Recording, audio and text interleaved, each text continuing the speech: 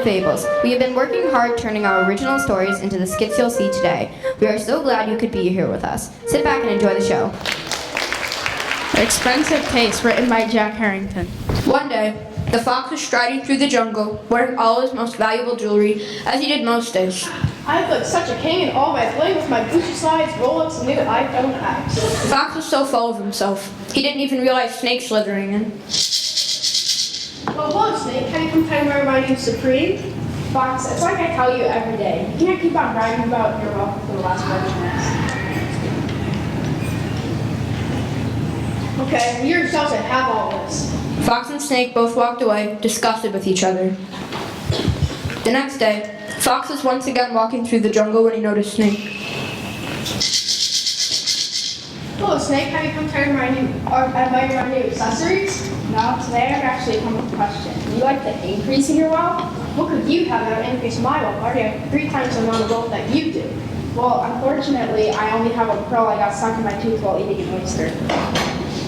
If you can pull it out, I'll let you keep it all to yourself. Ecstatic at the thought of adding to his wealth, Fox searched Snake's mouth but had no success. I can't find it, but I must have that pearl. You're gonna have to look closer. As Fox leaned closer to Snake's mouth, Snake snapped his mouth shut and ate Fox. Tasty. And the moral of the story is, be happy with what you have.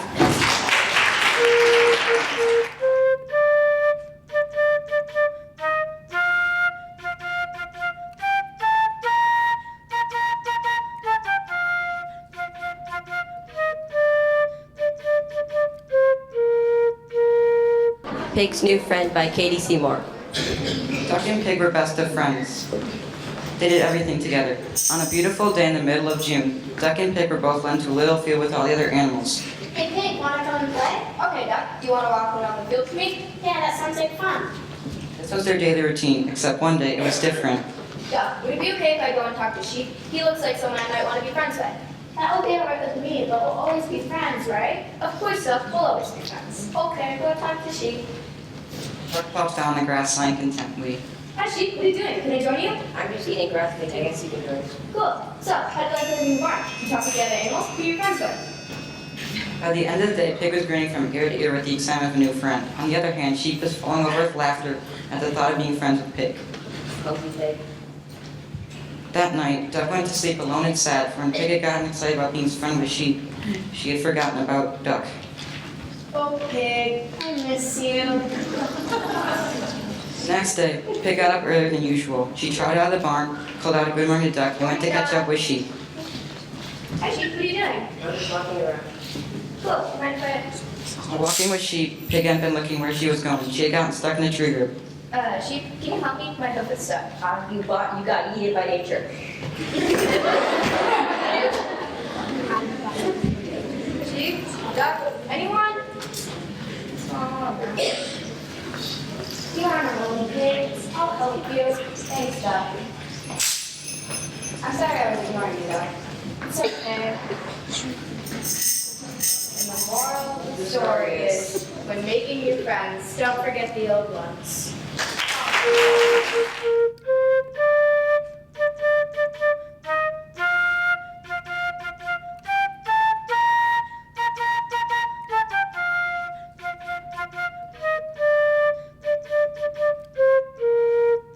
The Truth-Telling Talent Show by Phoenix Crossland. When Stork got to school, she was upset to see Hummingbird zipping around, whispering in others' ears. Hummingbird only ever talked about gossip, and more than half the time, it wasn't true. Did you hear that pig turned pink because she drank pink lemonade in a pink cup? Did you know that owl can turn her head all the way around because her bones are made of rubber? After Hummingbird flitted around to everyone in the room, she noticed Stork. Hey Stork, guess what I heard about Flamingo? What did you hear today, Hummingbird? Flamingo told me about all the wonderful things she can do. She can sing and she can dance. She can do anything. No, that's just not true. Hummingbird then flew away before Stork could tell her about Flamingo's lies. Stork and Flamingo used to be friends, but it was only so long before Stork couldn't put up with Flamingo's lies anymore. Oh, what's this say? The poster read, Do you have a talent you'd like to share with the school? If so, the talent show is the perfect thing for you. I think I see a plan coming to mind.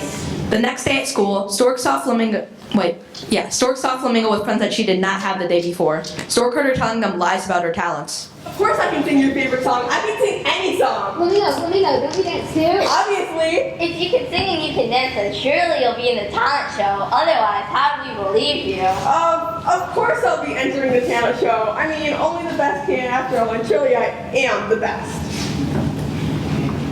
Stork smiled, not wanting to embarrass Flamingo, but there was no other way. A week later, Stork was sitting in the auditorium attending the talent show. A half hour into the show, Flamingo appeared on stage. Hi, my name's Flamingo, and today I'll be singing and dancing for you. Cause baby, you're a firework. Everyone started closing their ears and covering their eyes because of the dreadful sight and sound that was coming off of Flamingo's body. We can go,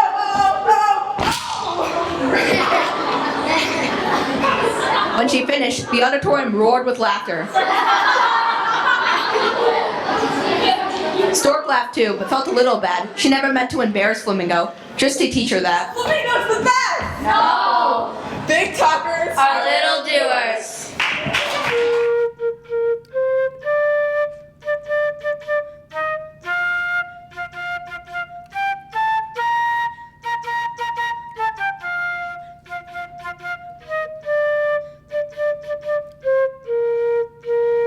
Funny Karma by Zoe Sheehan.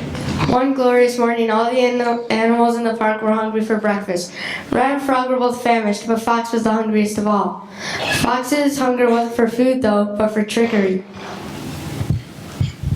Hi, Fox. You want to go get some breakfast with Rat and I? Sure, I'd love to join you two for breakfast. The animals marched to Frog's favorite restaurant, but when they're done, Rat wants to play. Hey Fox, do you want to come to the park with us and play? No, not right now. I have some homework to do. I'll come back later. See you, Fox. Bye. Fox really doesn't have homework. He's playing some evil pranks for his unsuspecting friends. Huh. This is kind of weird. School ended 2 weeks ago, so Fox shouldn't have any homework. You're right. What should I do for Frog? Oh, I know. I'll put this saran wrap around the back door for when I lead them back inside. Now Fox needs to think of a prank for Rat.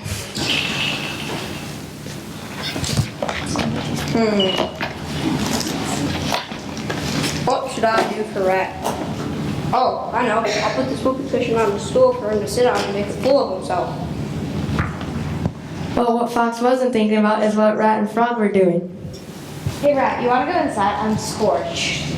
Yeah, we should go in. Also, let's go help on Fox with his homework, because he's been in there for a long time. Hi, Fox. What you doing? What are you doing? How embarrassing. Rat and Frog tried to hold in their laughter, but it didn't work very well. After a couple of minutes, Fox decided to come back in to meet his friend. I'm sorry for trying to prank you guys. I thought it would be funny to see you guys make a fool of yourself, but it didn't work. Well, disappointing is what you got. Now I suppose we should call you the one who pranked himself. And the nickname stuck. Fox, being disappointed at the fact that he would be known as the one who pranked himself, decided to apologize to his two friends. Again, I'm sorry for pranking you guys, and I promise I'll never do it again. Well, that's a relief. Fox was a man of his words and truly never pulled any more cruel pranks on his friends. And the moral of the story is, what goes around comes around.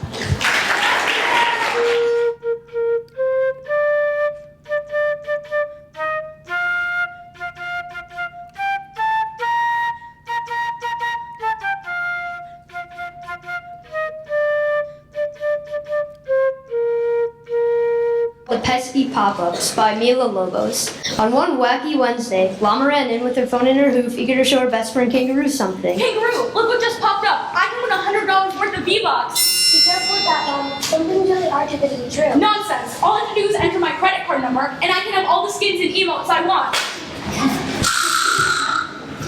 The next day. Kangaroo, look what I saw. I can win a free pair of AirPods. Mama, not again. It's a scam. Don't be silly. I just have to enter my phone number, and I'll be flexing on my TikTok account. Kangaroo knew this was the final straw. The next day. Kangaroo, look how epic is this. I can win a free trip to LA to visit the Team 10 house. Mama, how many times do I have to tell you? It's not real. Don't be that way, kangaroo. I just have to enter my address and I'll be living it up with Jake Paul. Llama knew that soon enough. Kangaroo knew that soon enough Llama would see the consequences for her actions. The next day. Really, Llama? Nothing? Wow. Hey, can I borrow your phone? I need to call my mom telling you to stay after school for anime club. Sure. Why can't you use your own phone? Well, my parents found out I was doing those pop-up thingies and they grounded me. I've gotten so many viruses in my phone, it doesn't work anymore. Oh, Llama, I don't want to say this, but I told you so. Come on, Mom's right around the block. Let's go get your phone fixed up. And the moral is, don't believe everything you see on the internet.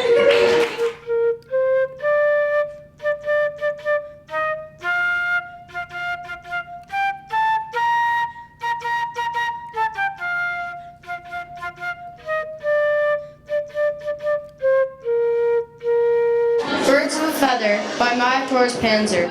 The sun beat down on the marsh as Stork gulped down a fish. She looked sadly over at the cranes, splashing around and having fun. Why can't I go play with the cranes? You know why. The cranes are mission-making tools. They're not to get everywhere.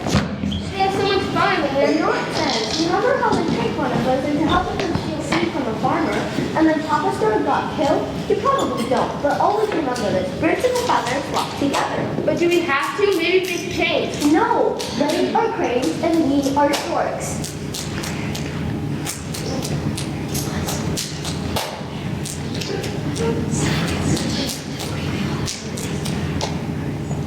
Therefore, you can only hang out with guys.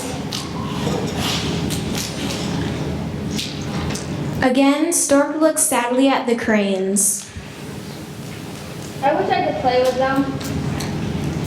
Later that day, Stork was collecting moss for bedding when she was approached by a crane.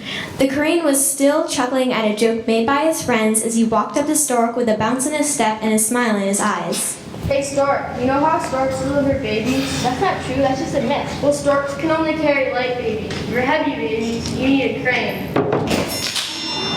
Get it? Because you're a stork and I'm a crane? No? Anyway, I saw you looking our way today. Why don't you come and play with us? It's such a beautiful day. I wish I could, but alas I cannot. It is against the rules. Rules? We have no rules. We are kind and lighthearted. No one will care that you're not one of us. But what about the time where you tricked Papa Stork into stealing? That's not lighthearted. Papa Stork, the stealing was his idea. Stork was taken aback. Could it be true? All this time, she had been hanging with the storks because she was afraid something bad would happen if she did otherwise.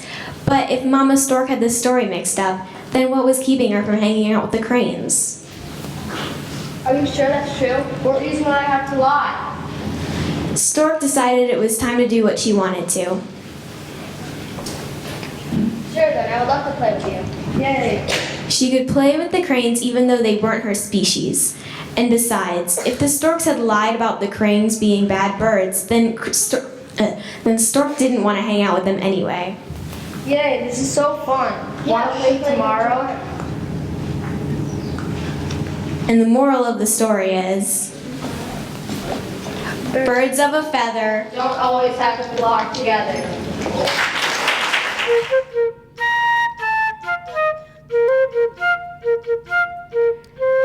Thank you for coming to our fabulous Fables. We had a great time, and we hope you did too. Have a great summer.